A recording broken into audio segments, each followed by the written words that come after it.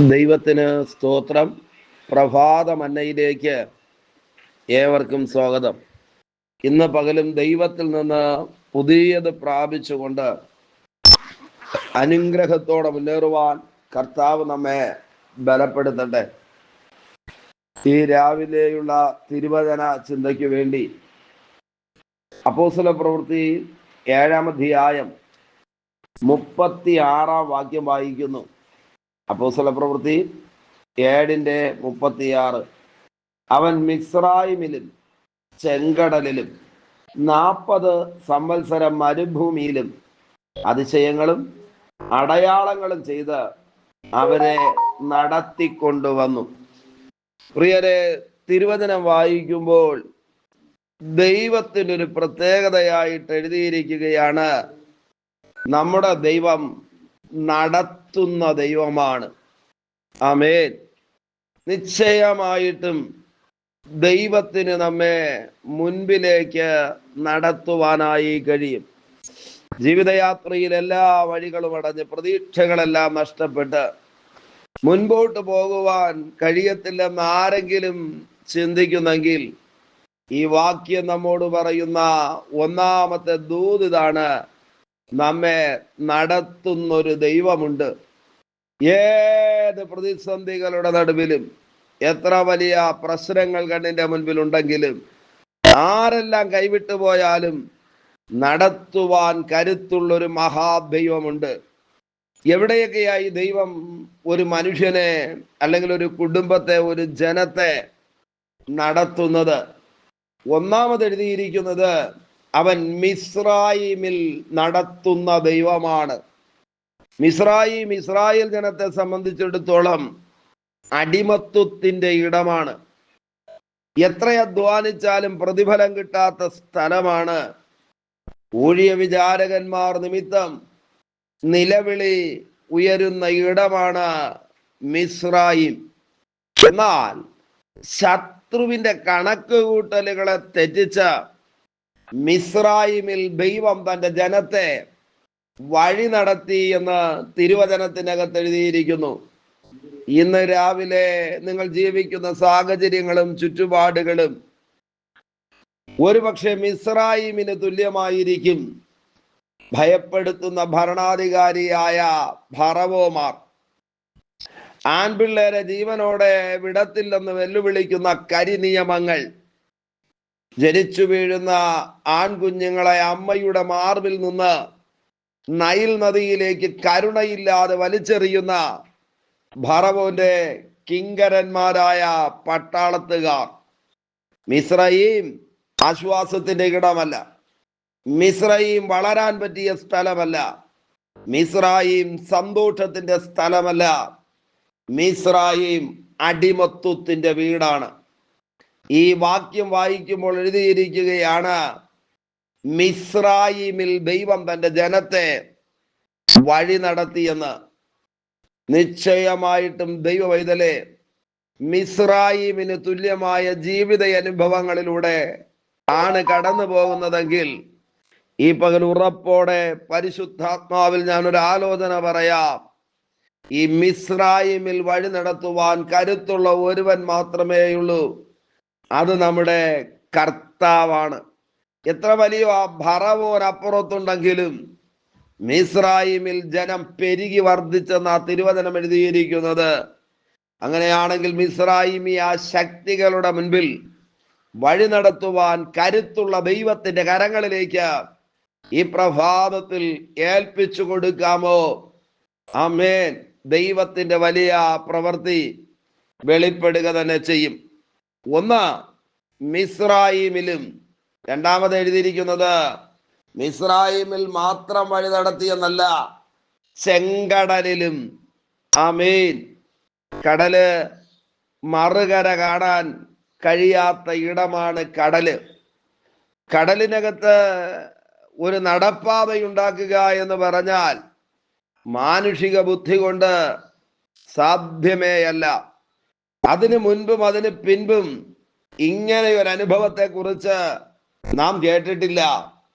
എന്നാൽ ദൈവജനത്തിന് മറ്റൊരു വഴി ഇല്ലാതിരിക്കുമ്പോൾ ദൈവം ചെങ്കടലിനെ രണ്ടായി വിഭാഗിച്ചുകൊണ്ട് ആനന്ദത്തോടെ അപ്പുറം കടക്കുവാൻ ദൈവജനത്തിന്റെ കാലുകളെ ദൈവം ബലപ്പെടുത്തി. അങ്ങനെയാണെങ്കിൽ മറുകര കാണാൻ കഴിയാത്ത പ്രതിസന്ധികളുടെ മുൻപിൽ, ലക്ഷ്യം തെറ്റിച്ച് കളയുന്ന പൈശാചിക തന്ത്രങ്ങളുടെ മുൻപിലേക്ക് വിടത്തില്ലെന്ന് സാഹചര്യവും ചുറ്റുപാടും പാരമ്പര്യവുമെല്ലാം ഒരുപോലെ കൊമ്പ് കുലുക്കി അവകാശം പറയുമ്പോൾ പ്രാർത്ഥിക്കുന്ന ദൈവമൈതലേ, ചെങ്കടലിൽ കൈവിട്ടോടുന്ന ഒരു ദൈവത്തെ കുറിച്ചല്ല അപ്പോസ്തല പ്രവൃത്തി 7-ാം അധ്യായം 36-ാം വാക്യത്തിനകത്ത് എഴുതിയിരിക്കുന്നത്. ചെങ്കടലിൽ വഴിയെ തുറന്നു തരുവാൻ കരുത്തുള്ളൊരു ദൈവം. ഈ പ്രഭാതം എന്നെ കേട്ടുകൊണ്ടിരിക്കുമ്പോൾ തന്നെ ദൈവം ചിലരുടെ ജീവിതത്തിൽ ചെങ്കടലിന് തുല്യമായ ആകുലപ്പെടുത്തുന്ന വിഷയങ്ങളുടെ നടുവിൽ വലിയ വഴികളെ തുറന്നിട്ട് തരുന്ന ദൈവ പ്രവൃത്തിയുടെ പകലായി തീരട്ടെ. ആമേൻ. ദൈവം നമ്മോട് കരുണ കാണിക്കട്ടെ. അടിമത്വത്തിന്റെ അനുഭവമാണ് മിസ്രയീം. ചെങ്കടൽ വഴിയില്ലാത്ത സ്ഥലമാണ്. പക്ഷേ ഈ രണ്ടിടങ്ങളിലും ദൈവം തന്റെ ജനത്തെ ജയോത്സവമായി വഴി നടത്തിയെന്ന് തിരുവചനം എഴുതിയിരിക്കുന്നു. മൂന്നാമത്തെ സ്ഥലം എഴുതിയിരിക്കുന്നത് മരുഭൂമി. ആമേൻ. മരുഭൂമി ആരും പാർക്കുന്നതിന് വേണ്ടി തിരഞ്ഞെടുക്കുന്ന ഇടമല്ല. മരുഭൂമി ആരും യാത്ര ചെയ്യുന്നതിന് വേണ്ടി തിരഞ്ഞെടുക്കുന്ന സ്ഥലമല്ല. ഒരു മാത്ര മരുഭൂമിക്കകത്ത് പെട്ടുപോയാലും ആ മരുഭൂമിയിൽ മന്നായും കാടപ്പക്ഷിയും തന്ന വഴി നടത്തുന്ന ഒരു ദൈവമുണ്ടെന്ന് ഇന്ന് പ്രഭാതത്തിൽ തിരിച്ചറിയാതെ പോകരുത്.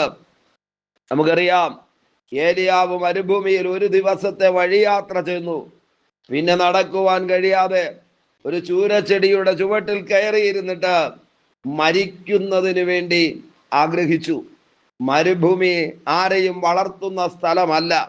മരുഭൂമി ആർക്കും ആഹാരം കൊടുക്കുന്ന സ്ഥലമല്ല. മരുഭൂമി വെള്ളം ലഭിക്കുന്ന ഇടമല്ല. പാർപ്പിന് പറ്റിയ ഇടമല്ല. ഈ രാവിലെ ആരൊക്കെയോ പറയുന്നല്ലോ, എന്റെ ജീവിതം പച്ചപ്പില്ലാത്ത മരുഭൂമിക്ക് തുല്യമാണെന്ന്. എന്നാൽ മരുഭൂമിയിൽ വഴി നടത്തുന്ന കർത്താവിന്റെ കരം ഈ പ്രഭാതത്തിൽ നമുക്ക് അനുകൂലമായി വെളിപ്പെടുമെന്ന് തിരിച്ചറിയാതെ പോകരുത്. ആമേൻ. നടത്തുന്ന ദൈവത്തിന്റെ കരം. അതാണല്ലോ 23-ാം സങ്കീർത്തനത്തിനകത്ത് പറയുന്നത്, പച്ചയായ പുൽപ്പുറങ്ങളിലേക്ക്, സ്വസ്ഥതയുള്ള വെള്ളത്തിനരികിലേക്ക്. എവിടോട്ടാ ഈ ശ്രേഷ്ഠ ഇടയൻ, വലിയ ഇടയൻ, നല്ല ഇടയൻ നമ്മെ നടത്തുന്നത്? പച്ചയായ പുൽപ്പുറങ്ങളിലേക്ക്. അങ്ങനെയാണെങ്കിൽ ഇന്ന് നടക്കുന്ന ദൈവജനമേ, നാളകളിൽ ഒരു പച്ചയായ പുൽപ്പുറമുണ്ടെന്ന്, നാളകളിൽ സ്വസ്ഥതയുള്ള വെള്ളത്തിനരികിലേക്ക് ഈ ഇടയൻ നമ്മെ കൊണ്ടുചെന്നെത്തിക്കുമെന്ന് വിശ്വസിക്കുകയും ദൈവകരങ്ങളിലേക്ക് ഏൽപ്പിക്കുകയും ചെയ്യാം. നിശ്ചയമായിട്ടും ദൈവപ്രവൃത്തി വെളിപ്പെടുക തന്നെ ചെയ്യും. മരുഭൂമിയിൽ ഒന്നുമില്ലാത്ത ഇടത്ത് ദൈവജനത്തെ സ്വർഗീയ ഭോജനം കൊണ്ട് പോറ്റിപ്പുലർത്തിയ ദൈവത്തിന്റെ നടത്തിപ്പ് അത്ഭുതമാണെന്ന് തിരിച്ചറിയാതിരിക്കരുത്. അങ്ങനെയാണെങ്കിൽ 3 കാര്യങ്ങളാണ് ഞാൻ പറഞ്ഞത്. അവൻ മിസ്രയീമിലും ചെങ്കടലിലും, എന്തിന് 1, 2, 3 വർഷമല്ല, 40 സംവത്സരം മരുഭൂമിയിലും, ആമേൻ, അതിശയങ്ങളും അത്ഭുതങ്ങളും ചെയ്ത്, അടയാളങ്ങളും ചെയ്ത് അവരെ നടത്തിക്കൊണ്ടുവന്നു. എന്തിനാ? ഈ മരുഭൂമിയിലൂടെ, ലോകമാകുന്ന മരുഭൂമിയിലൂടെ ഈ മഹാദൈവം തന്റെ ജനത്തെ നടത്തുന്നത് വാഗ്ദത്ത ദേശമായ കനാനിൽ കൊണ്ടുചെന്നെത്തിക്കേണ്ടതിന് 2 കാര്യങ്ങളാണ്. ഒന്ന്, ഈ ലോക ജീവിതത്തിൽ ഈ മഹാദൈവം നമ്മെ നടത്തും. 2-ാമത്തെ കാര്യം, ഈ ലോകം അവസാനിക്കുമ്പോൾ, കാലങ്ങൾ തീരുമ്പോൾ, നിത്യതയുടെ തുറമുഖത്ത് അഥവാ വാഗ്ദത്ത കനാനിൽ അവൻ നമ്മെ കൊണ്ടുചെന്നെത്തിക്കും. ഇന്ന് പ്രഭാതത്തിൽ ദൈവകരങ്ങളിലേക്ക് ഏൽപ്പിച്ച് പ്രാർത്ഥിക്കാമോ? പരിശുദ്ധ ദൈവമേ, സ്വർഗസ്ഥ പിതാവേ, ഈ സന്ദേശം കേട്ടുകൊണ്ട് പ്രാർത്ഥിക്കുന്ന എല്ലാവരെയും ദൈവകരങ്ങളിലേക്ക് ഏൽപ്പിക്കുന്നു. ഓരോരുത്തരെയും ദൈവം അനുഗ്രഹിക്കണമേ. വലിയ കാര്യങ്ങളെ ദൈവം ജീവിതത്തിൽ ചെയ്യണമേ. കൂടെ ഇരുന്ന് വഴി നടത്തുന്നത് കൊണ്ട് സ്തോത്രം. അത്ഭുതങ്ങളെ ചെയ്യും. അധികാരമുള്ള യേശുവിന്റെ നാമത്തിൽ പിതാവേ, ആമേൻ, ആമേൻ. Okay, God bless you. ദൈവമായ കർത്താവ് എല്ലാവരെയും ധാരാളമായി അനുഗ്രഹിക്കട്ടെ. ആമേൻ, ആമേൻ.